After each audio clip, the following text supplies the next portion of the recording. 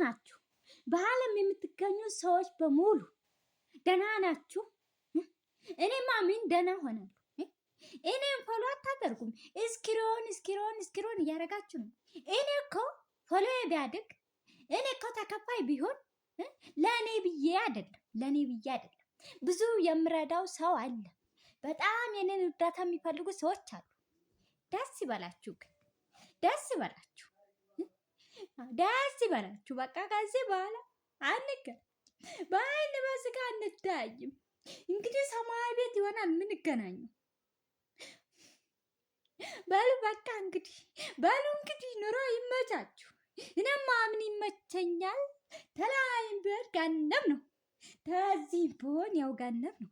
ካርድ 3000 ብር ጨረሰ። ከዚህ በኋላ ምንም የለውም። ያለውን በቃ እንግዲህ ደህና ሁኑ። አቤቱ የሰራዊት ጌታ ሆይ ይቅር በለኝ።